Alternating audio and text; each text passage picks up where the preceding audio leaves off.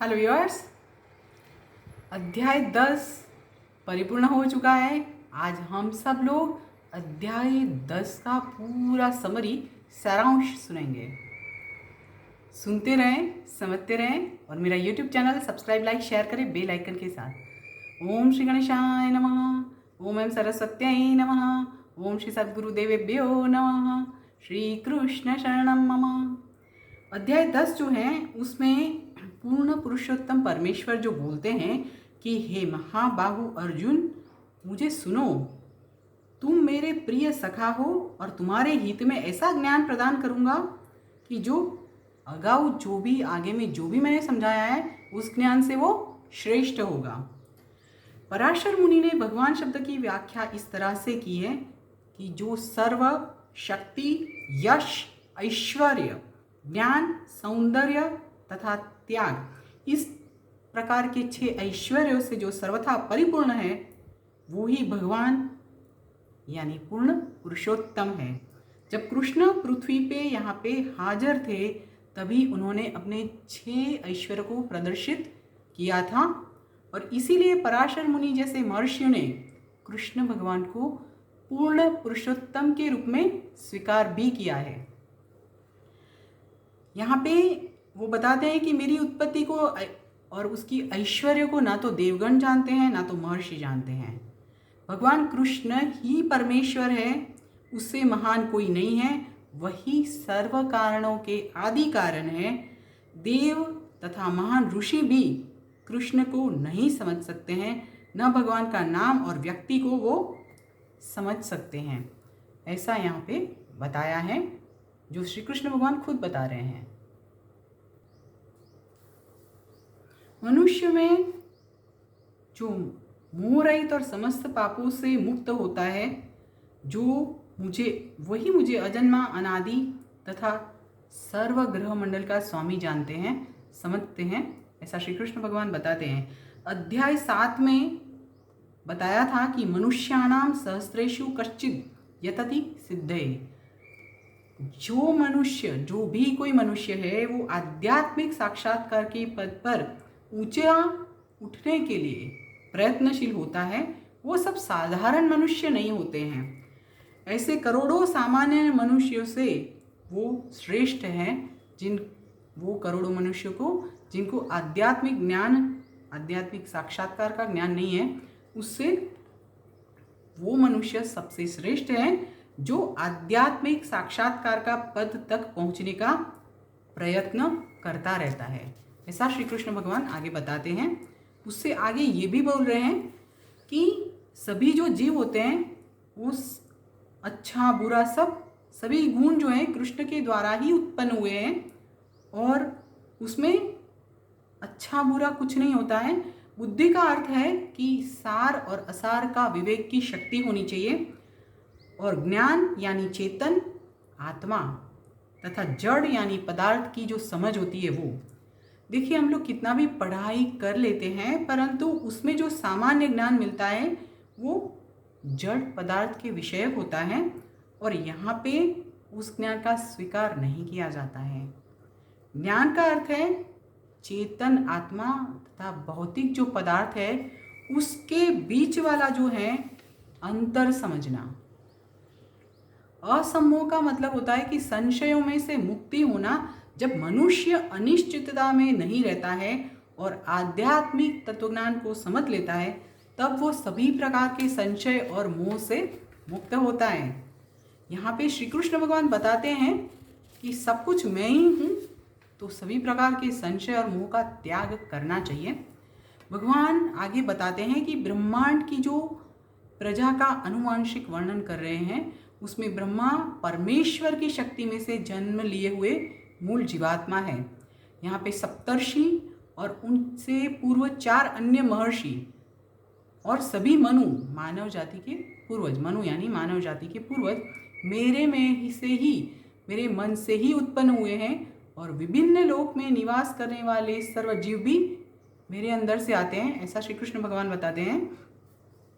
ब्रह्मा परमेश्वर की शक्ति में से जन्मे हुए जो मूल जीवात्मा है वो जो कि हिरण्यगर्भ की तरह जाने जाते हैं ब्रह्मा से 7 महर्षि तथा उनसे पूर्व जो हैं सनक, सनंद, सनातन, सनत कुमार, ये 4 जो महर्षि थे वो सभी सर्वे मनु प्रकट हुए हैं।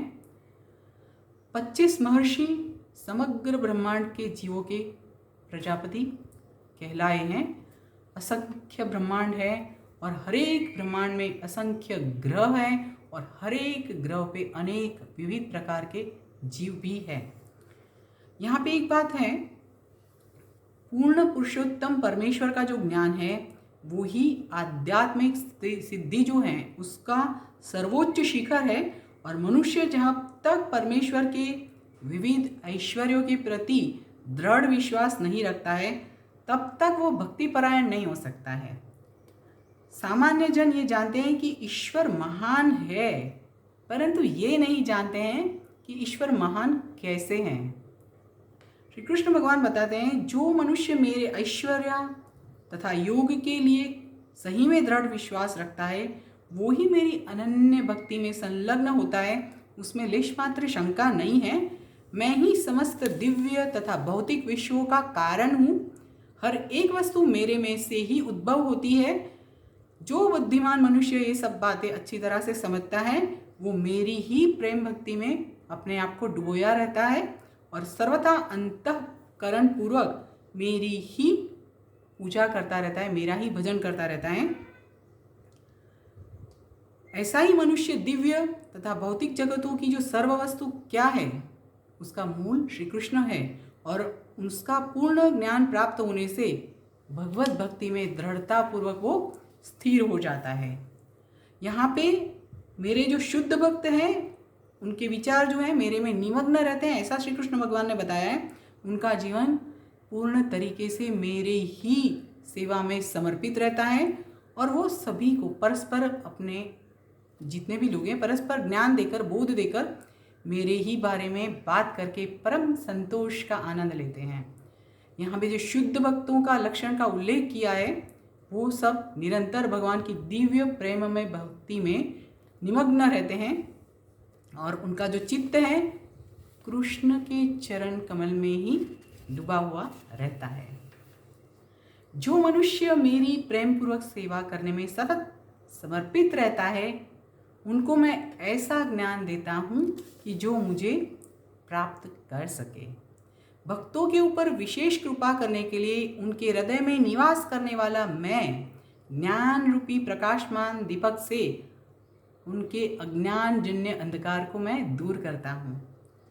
जो मनुष्य शुद्ध भक्ति में अपने आप को पिरोए रहते हैं वो भले पूरी तरह से ट्रेनिंग नहीं पाए हैं, पढ़े नहीं हैं, परंतु उनकी सहाय में अवश्य करता हूँ।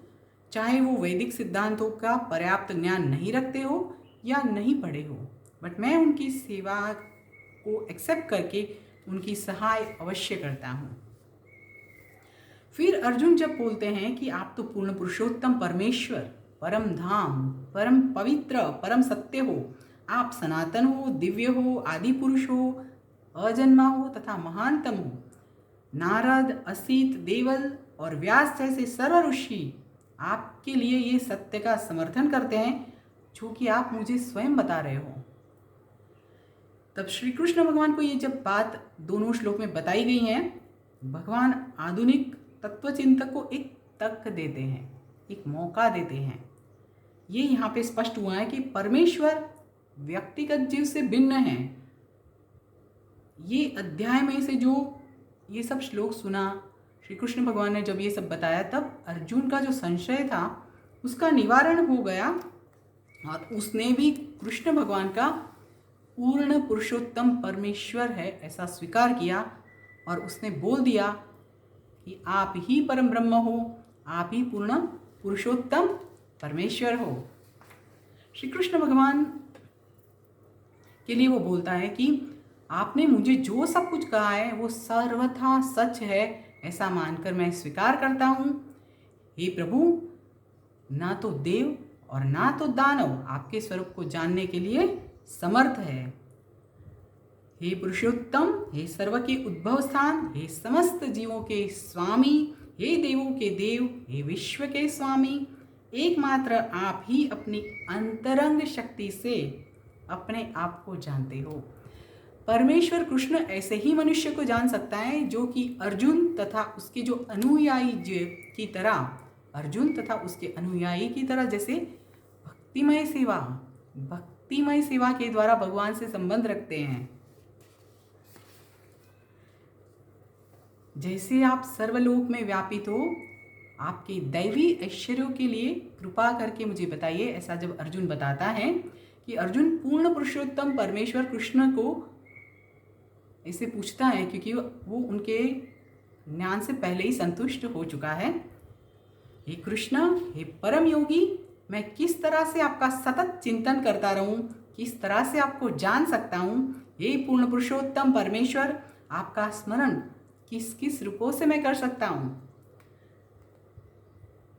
यहाँ पे पूर्व अध्याय में जो बताया गया था कि पूर्ण पुरुषोत्तम परमेश्वर अपनी योग माया से आवृत रहते हैं, केवल शरणागत जीव तथा भक्तों को ही, और भक्त ही उनका दर्शन कर सकते हैं। अब अर्जुन को पक्का पता लग गया है कि उसके मित्र कृष्ण जो हैं वो परमेश्वर है। फिर से वो बोलता है कि हे जनार्दन, आप कृपा करके अपना योग सामर्थ्य तथा ऐश्वर्य का विस्तार से वर्णन कीजिए, जिसको सुनने में मैं, श्रवण करने में मैं कभी भी तृप्त नहीं हो रहा हूँ।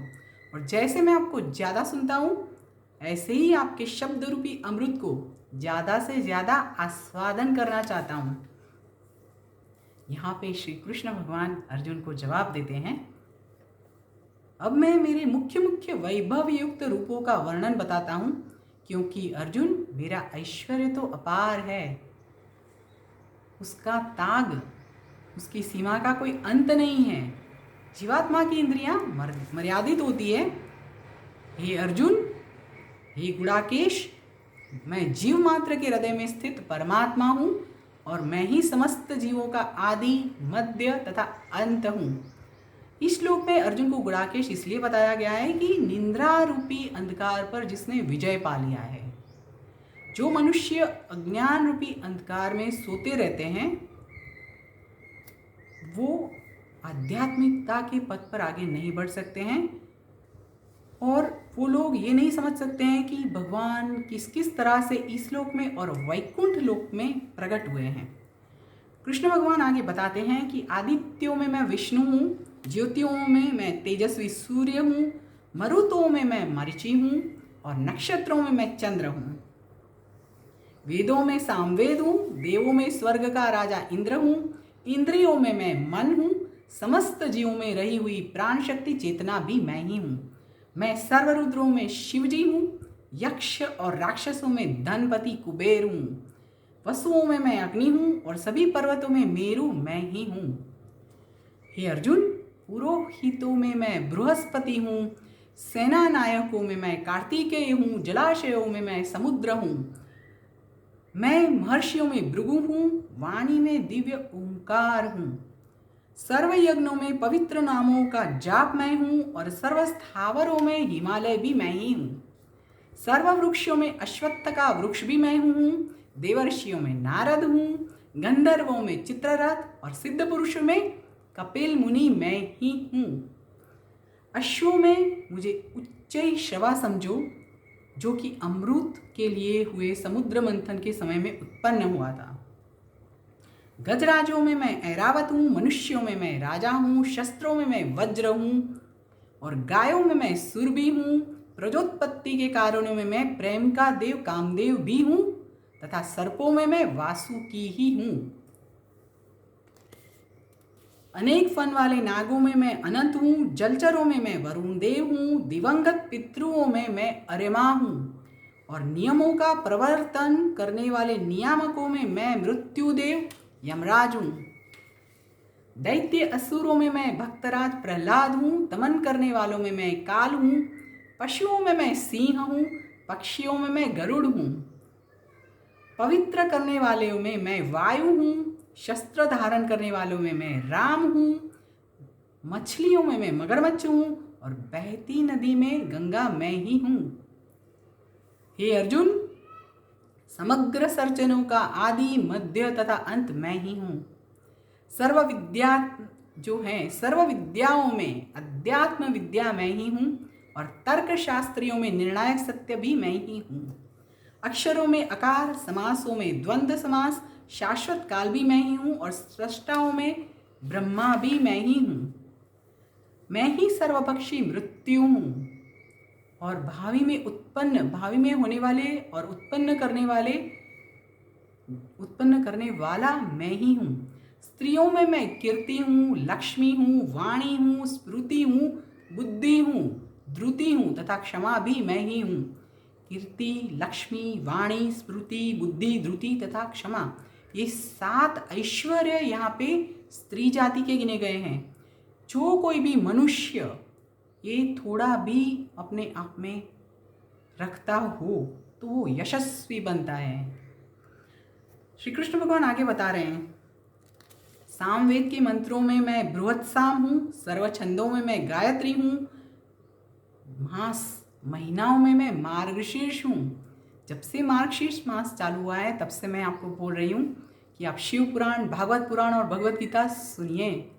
देखिए, मार्गशीर्ष मास चालू है और इसकी बात यहाँ पे भगवत गीता में भी हो रही है। सामवेद के मंत्रों में मैं बृहत्साम, सर्व छंदों में मैं गायत्री, महीनाओं में मैं मार्गशीर्ष मार्गशीर महीना और ऋतुओं में मैं वसंत ऋतु हूँ। मैं छल कपट करने वालों में द्यूत भी हूँ और तेजस्वियों में तेज भी हूँ। मैं विजय हूँ, मैं साहस हूँ और बलवानों का बल भी मैं ही हूँ। ब्रह्मांड में बहुत सारे दुतारे होते हैं, चीटर्स। सर्व छल कपट पे द्यूत यानी मतलब जुगाड़ जो होता है वो सर्वोपरि होता है, उसका प्रतिनिधित्व भी कृष्ण भगवान करते हैं। क्यों? क्योंकि परमेश्वर की तरह अगर परमेश्वर जो है कृष्ण, वो किसी भी सामान्य मनुष्य से ज़्यादा छल कपट कर सकते हैं। अगर वो किसी मनुष्य को चीट करना चाहें तो उनसे ज़्यादा कोई श्रेष्ठ नहीं हो सकता है। वो उनकी महानता मात्र एकांकी नहीं परंतु सर्वतोमुखी है। श्री कृष्ण भगवान आगे बताते हैं कि मैं वृष्टिवंशियों में वासुदेव, पांडवों में मैं अर्जुन हूँ, सर्व मुनियों में व्यास मुनि हूँ और महान विचारों में उशना शुक्राचार्य हूँ। अराजकता का दमन करने वाले सर्व साधनों में मैं दंड हूँ और विजय की इच्छा रखने वालों में मैं नैतिकता हूँ। रहस्यों में मैं मौन हूँ और ज्ञानियों में मैं ज्ञान हूँ। ये अर्जुन, सर्व अस्तित्व का जनक बीज भी मैं हूँ। स्थावर या जंगम ऐसा कोई जीव नहीं जो मेरे बिना अस्तित्व रख सके। हर एक वस्तु का कारण होता है और वो कारण अथवा उत्पत्ति का बीज कृष्ण भगवान है, कृष्ण है। कृष्ण की शक्ति के बिना कोई भी चीज़ अस्तित्व नहीं रख सकती, इसीलिए उनको सर्वशक्तिमान कहा जाता है। उनकी शक्ति के बिना चल अचल किसी का भी अस्तित्व नहीं रह सकता है। श्री कृष्ण भगवान आगे बता रहे हैं कि हे वीर परंतप, मेरी दैवी विभूतियों का कोई अंत नहीं है। मैंने तुमको जो सब बताया वो मेरी अनंत विभूतियों का एक और मात्र एक संकेत मात्र है। तुम समझ लो, जान लो कि ऐश्वर्य, समग्र ऐश्वर्य, सौंदर्य तथा तेजस्वी सर्जन भी मेरे तेज के एक स्फुल्लिंग मात्र से उद्भव होते हैं। परंतु हे अर्जुन, ये सर्व विगतवार ज्ञान की तुमको क्या जरूरत है? मैं तो मेरे एक अंश मात्र से इस समग्र ब्रह्मांड को व्याप्त होकर धारण कर लेता हूँ। परमात्मा रूपे ब्रह्मांड की सर्व वस्तुओं में प्रवेश करने से परमेश्वर समग्र जगत का प्रतिनिधित्व करते हैं। भगवान यहाँ पे अर्जुन को बताते हैं कि सभी वस्तु जो हैं, चीज़ें जो हैं, अपने अपने ऐश्वर्य तथा उत्कर्ष में स्थित है, ये जानने की जरूरत नहीं है। कृष्ण का परमात्मा रूप में प्रवेश ना, वही उनका सर्व अस्तित्व धराते हैं। सर्व जगह पे, सर्व चीज़ों में वही अपना अस्तित्व रखते हैं। वही समझना चाहिए, वही जानना चाहिए। ब्रह्मा जैसे विराट जीव से लेकर चींटी जैसे क्षुद्र जीव को भी इसलिए विद्यमान गिनते हैं कि उस सभी में प्रवेश करके कृष्ण प्रवेश करके उन सबका लालन पालन करते हैं। यहाँ पे श्री कृष्ण भगवान बताते हैं कि अत्र तत्र सर्वत्र, आदि मध्य अंत, सभी जीव सभी चीज़ों में मैं हूँ। हम सबको सभी जीवों को नमन करना चाहिए, सभी चीज़ों को नमन करना चाहिए। क्यों?